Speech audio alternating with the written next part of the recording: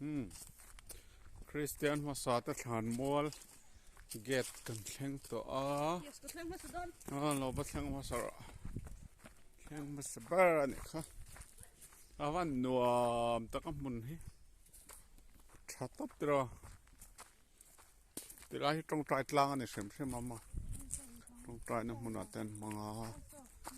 so salai thing pa so moi lu tukan ta kilon thei mai thei ni ta son hei lai hi thlan ho chu ni hi Kristian hmasate thlan an ni tia hianin an thu ziak te kan chiar thei awmangin ta chu ning man do lo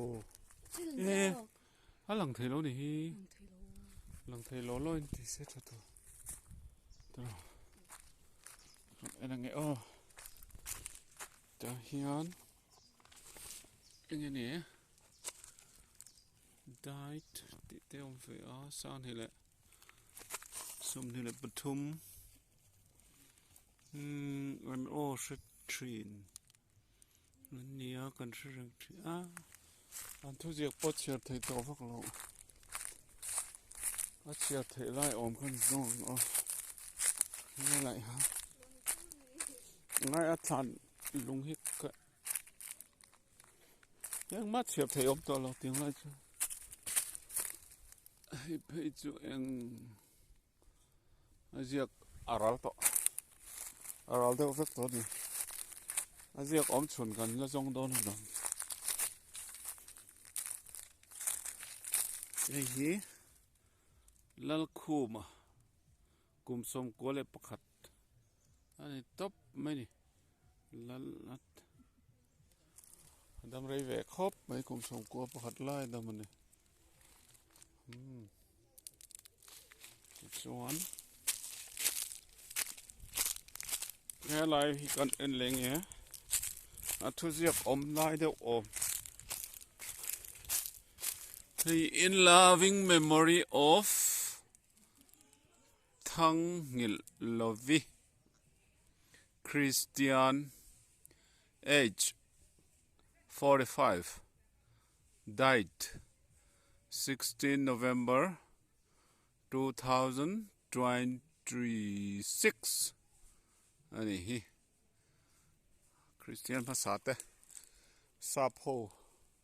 kai shoi ni wang khan an hriat ang in sap trong te po an hmang ve ni den chuan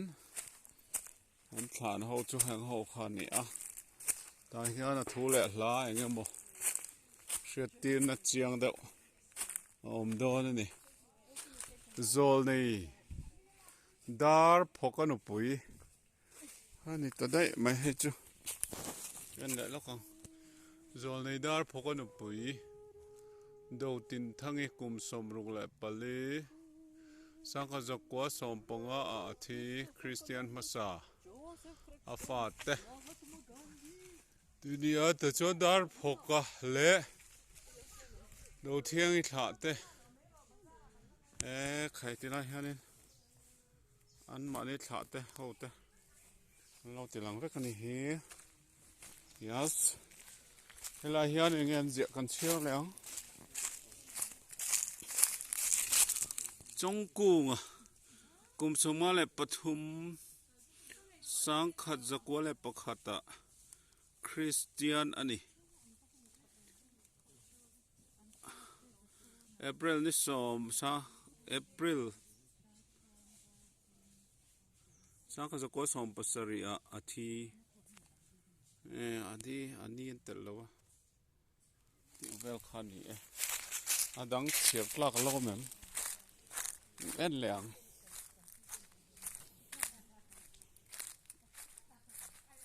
tilai hianin thang khu mi kum somruk sang kha zakwa le pakhata Kristian ani zun